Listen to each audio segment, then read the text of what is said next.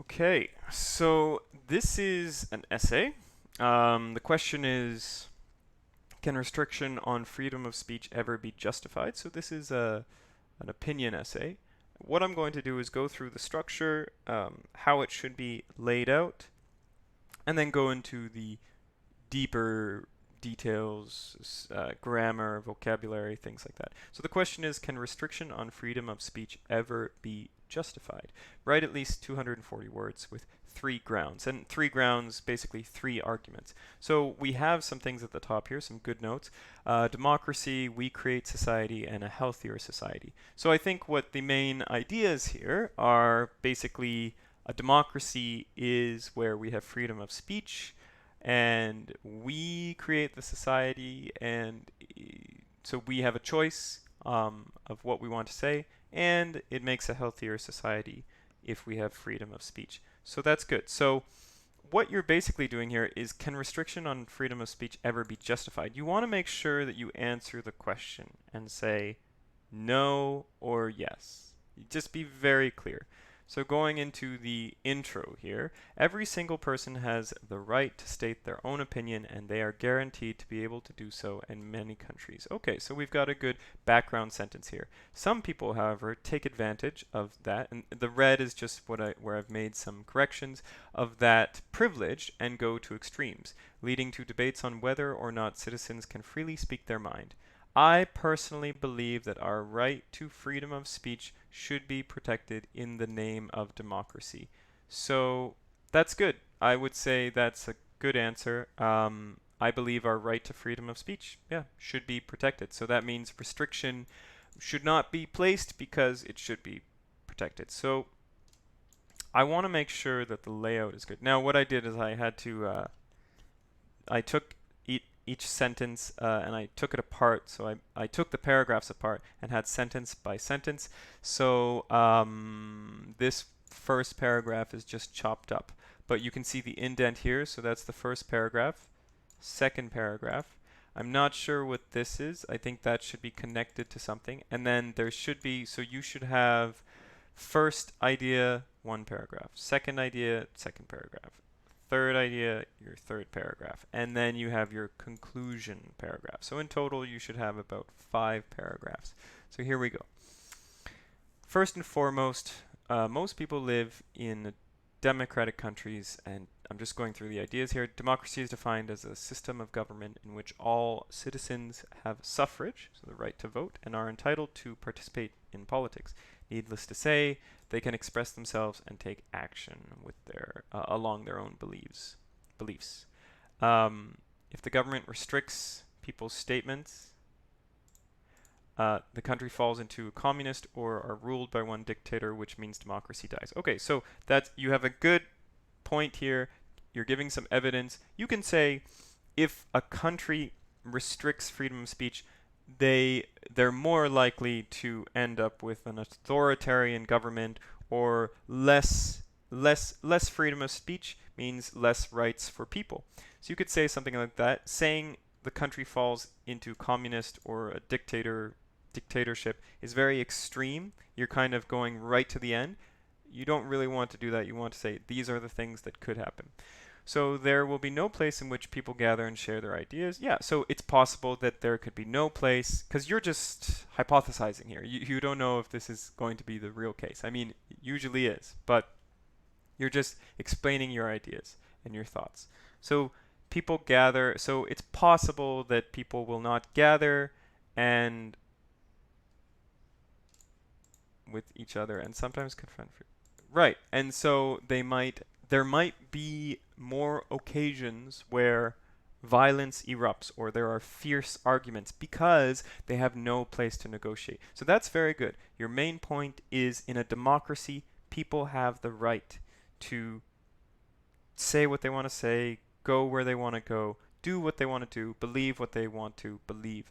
And this allows people to debate and negotiate. If you take that away, people do not have this space to communicate, and therefore it could lead to harsh conflict. Good. Next idea here.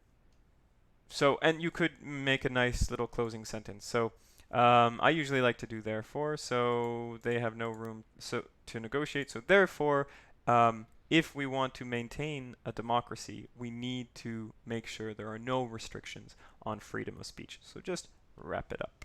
We should never forget that, as it is mentioned in the second paragraph, it is each of us, yes, who create the society.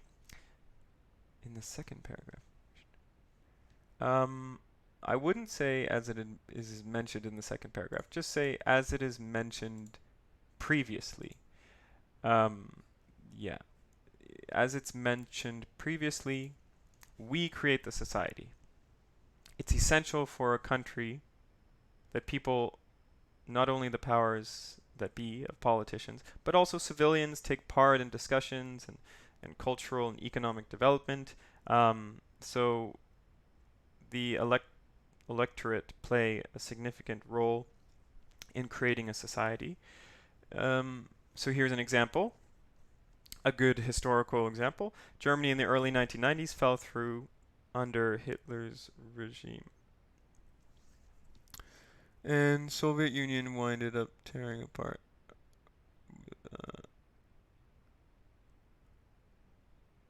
Okay.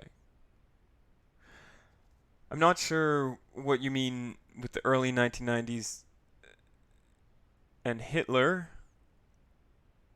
Soviet Union was around that time. So let's just say that the example is basically, we have seen in the past that people create the society, and people need to be free in order to create a good society. When you look at countries like Germany during the Nazi rule, or Soviet Russia, you can see that, or Stalin's Russia, you can see that people were limited in their ability to exercise freedom of speech, and therefore the country, as we can see now looking back, was really a harsh place to live. And eventually those countries ended up having big problems, big issues, and failing. And so those forms of government that repressed people led to failure. So you could add in a really big point here, and you could say, looking at these countries, we can deduce that if you suppress the people, the country will fail, the government will fail. So then you could say, so therefore, I use therefore a lot, but the citizens make the society, and therefore, because